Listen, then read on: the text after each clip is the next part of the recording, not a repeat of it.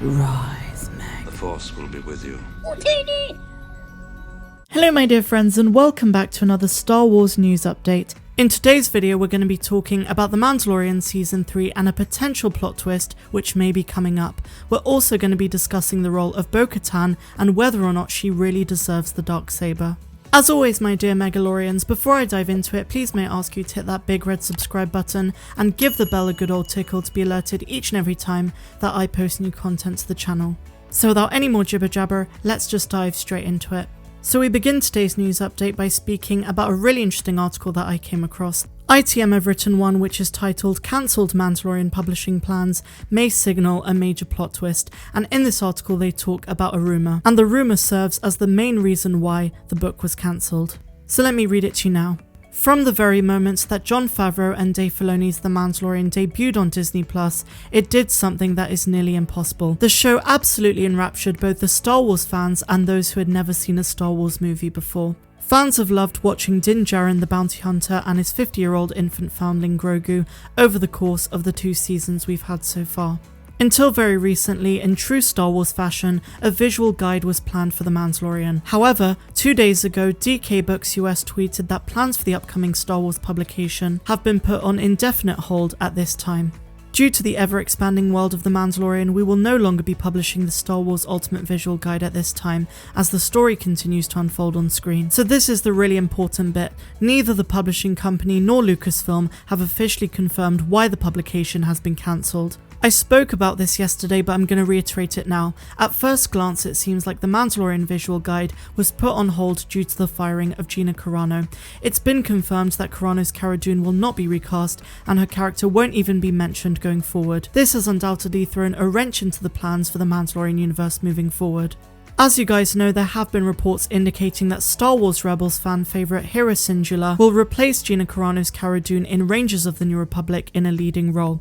This alone could of course play into the changes that needed to be made in the Ultimate Visual Guide. It could very much also be due to scheduling issues, which of course has nothing to do with Cara Dune or Gina Carano and has everything to do with the upcoming stories of Star Wars and the Filoni-verse. But a new rumour states that the Mandalorian universe is going to take a drastic turn which will have implications on the characters that we know already. Evidently this is very vague and it really suggests some kind of plot twist that's coming up. Numerous Star Wars fans seem to think it's to do with the Ahsoka Tano series, which is going to explore the world between worlds like we saw in Rebels.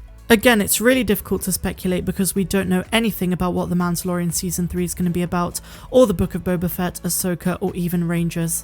But the rumour is hinting at an event or some kind of overlap which is going to affect the storyline as we know it. So let me give you my thoughts on this. I believe that there is a component that is to do with Cara Dune, but of course they're not going to mention it or bring it up because they don't want to feed into that whole side of things. So that's one aspect. I definitely believe them when they talk about the Mandoverse expanding and how different storylines are obviously going to change the show as we know it. As for this rumour of a big plot twist and what that can mean for the show, I really don't know, and I think that's the exciting thing about being a Star Wars fan. Sometimes we just don't know what we're going to get, and just like The Mandalorian Season 2, it blows us away. So I don't think there's a need here to speculate or predict what this big plot twist is going to be. I bet it's going to be something to do with the Ahsoka Tano series because they're really hyping that one up, especially with the return of Grand Admiral Thrawn for the first time in live action with Ezra Bridger. So if we just go back to this article briefly, they go on to say, another possibility is that Lucasfilm saw the positive response to the re-emergence of Luke Skywalker and decided to go ahead with the rumoured Luke Skywalker streaming series. I covered this one the other day and I stated that it would take place between Return of the Jedi and The Mandalorian Season 2 where he takes Grogu.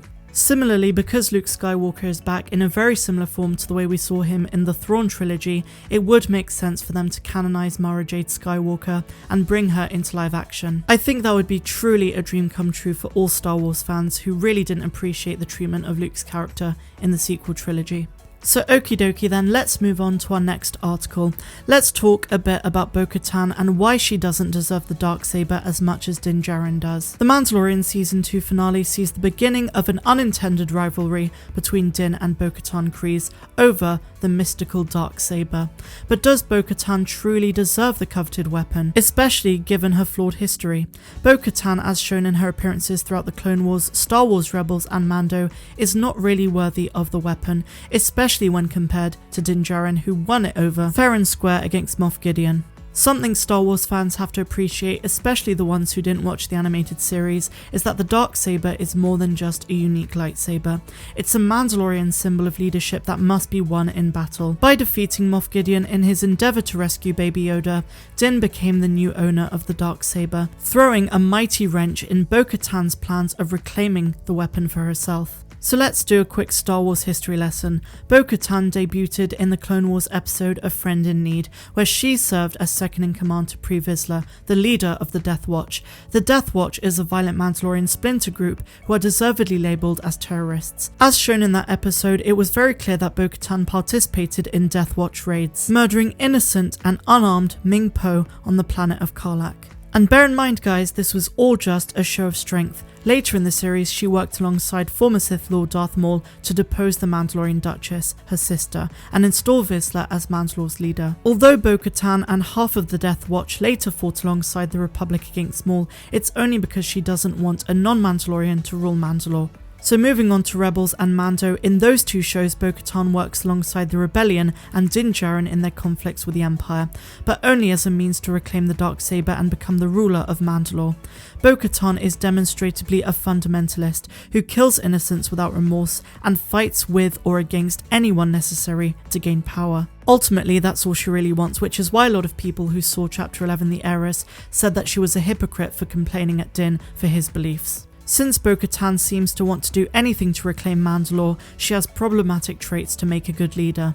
And that's why, in a weird way, Din Djarin's accidental acclaiming of the Darksaber is ultimately for the best. He may be reluctant to wield the weapon and its ensuing responsibilities, but he's demonstrated himself to be more deserving of them than Bo-Katan. Often in fiction, it's well known that reluctant leaders are the ones who make the most successful ones in their roles. The big question is Din Djarin ready for this role and will he make a good ruler? It's very obvious that Din has a very different attitude than Bo-Katan. He's more dedicated to his creed than gaining power. As we've just established, it seems as though Bo-Katan is a lot more ruthless in her approach to gaining power. Even back in the days when she was second in command of the Death Watch, she had no issues with deceiving the citizens of Mandalore and even betraying her sister.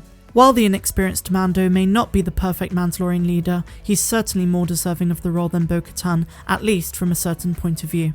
I definitely agree with this article, and as I've stated a million times on this channel, I think there's a reason why Dave Filoni and Jon Favreau have set up Bo-Katan's character to be a lot more dislikable than we may think. As such, it's a real possibility she'll be a villain to Mando in Season 3, but time will tell. I want to know your thoughts though. What do you think? Do you think she's a villain? Do you think that she deserves the Darksaber? Do you think Mando deserves it more? Let me know all your thoughts in the comments down below. So that is all of the news I have for you today. I really hope you enjoyed this one guys, and if you did, please be sure to smash a like, hit the subscribe button, do all that good stuff down below, and also consider contributing by becoming a patron, where for just $2 or $10 a month you get exclusive access to content that's not found here on YouTube. I'm Star Wars Meg, wishing you all a phenomenal rest of the day, no matter where you dwell in the galaxy. Have a good one.